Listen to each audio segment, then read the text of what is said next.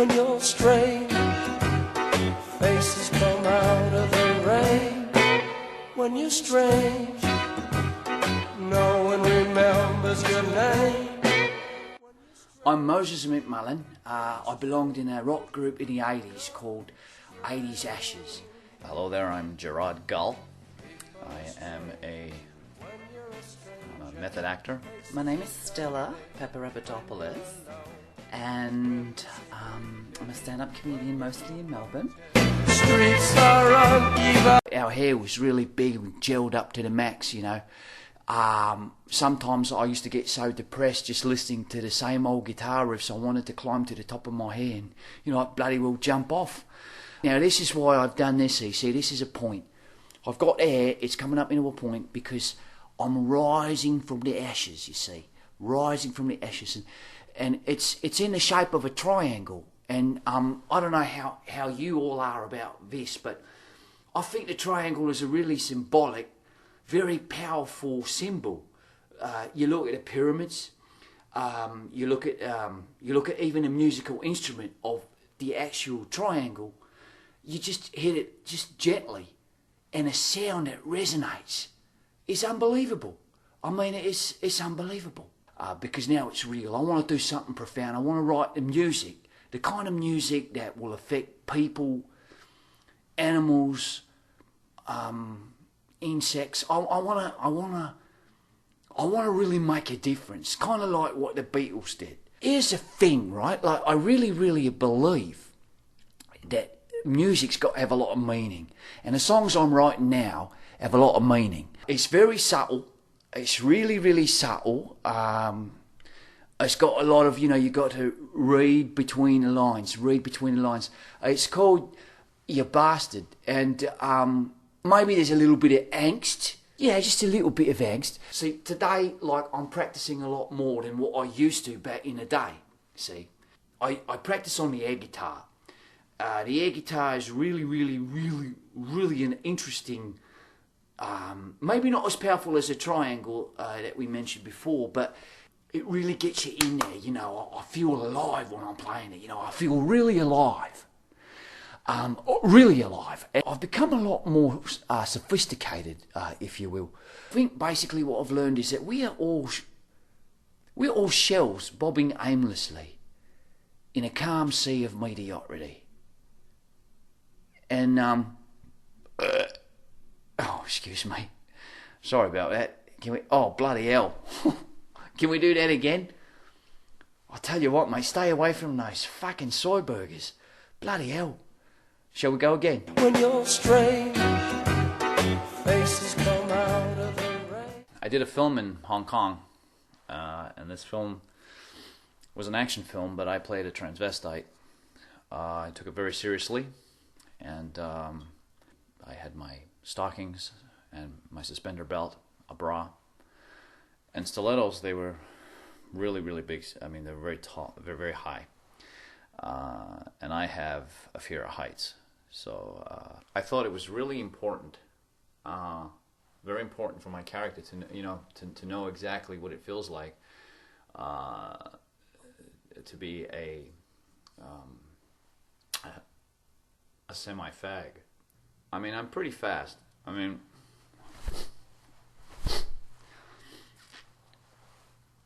I'm sorry, can we do that again? What happened there was I was towering over everybody in Hong Kong because, as you know, they're very little people over there. If you really want to be taken seriously, I think that you have to either play a homosexual, you have to make yourself as ugly as possible.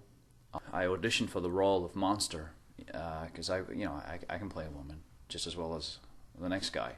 Of course, I didn't get it. It went to Charlize Theron, and I think it's because, you know, she was a lot more attractive than me. In order to make it, if you look at actors that have won an award, it's because they played a homosexual, they played a transvestite, they played people who go through incredible physical transformations. I'm doing a film which I've written myself. I've written myself as the lead, and I will be playing a married man who is obese, and I've just started my diet on that right now. And basically what happens to him is he realizes that he needs to come to grips with his homosexuality, and as he's going through all this, he's in a car accident and his face is disfigured in a fiery crash. There is a role that's coming up where it's only a small part, but I'm in prison. So I committed a crime, just a small crime, which would land me in prison. When you're strange, faces come out of the... And I'd really like to branch out, you know, and do some shows overseas.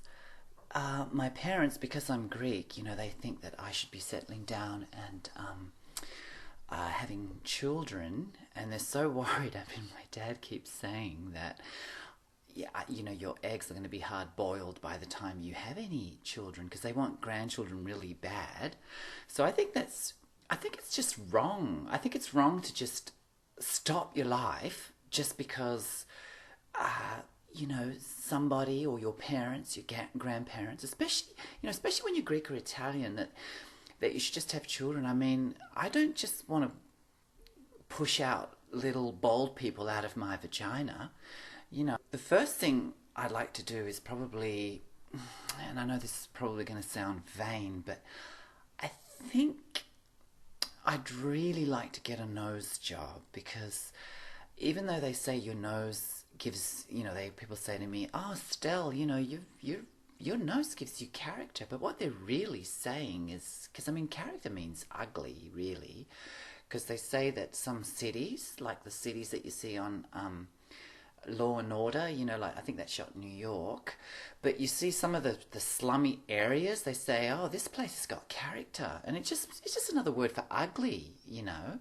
And I'll let you in on a little secret. I'm actually really getting I've got this like insatiable crush on my surgeon, the plastic surgeon that I go and see, and I haven't really paid for anything yet. I just go for consultations because I like to see what I'd look like. And the guy there, he's a surgeon, right? And he's probably in his mid-50s, and he's so cute. He's a little Chinese guy, and I just love him. I've got sexual fantasies about him, and I don't know why. I just do. And that's an impossibility, me with a Chinese plastic surgeon. I already know that when I go to America to do my stand-up, that I'm going to be with George Clooney. Because he's, and I know that sounds like I'm fantasizing, right? But it's really not, because I know that he wants to not settle down, but I think I can change him. I mean, and I know that he's got a great sense of humor. So I think if he sees me performing on stage, then I've got just as much of a chance as the next girl. I mean, I don't think he's shallow. I really don't. So I think, yeah, and I would probably, you know, shave, because, you know, when you're Greek, you know, you have hair everywhere. You, like on your, you know, like you see some Greek people, they got it, and Italians, you know, it's just the whole Mediterranean thing. You know, it's all over the chest, it's on the back, it's on the bum, it's on the legs, and you should see some of the men. I just made a joke. Yeah, so I would, you know, for George Clooney, I would get my bikini waxed. Of course, there'd still be a bit of a 5 o'clock shadow, because it's kind of like when those bald guys shave their heads, but you can still see where the bald is. It would be like that. You know, I just think it's good to just do something different and just have a challenge in life, not just be a mum. I mean, there's nothing wrong with that, but I don't know, I just feel like there's just too much of that, that's all. I really, yeah, it's just too much. Faces come out of the rain. When you're strange, no one remembers your name.